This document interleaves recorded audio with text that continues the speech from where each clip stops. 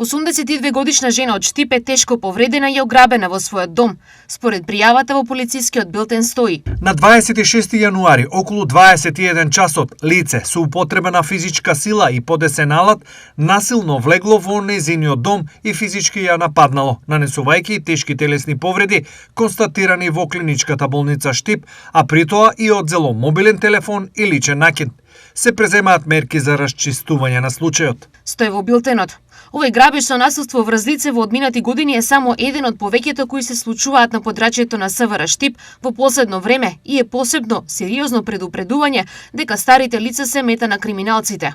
Освен на класични грабежи, тие се изложени на голем ризик на страна на алоизмамници. Огромни суми исплашените неинформирани постари лица на рака им предаваат на криминалците со сценарија за тешко болни и повредени во сообраќајки на нивни блиски.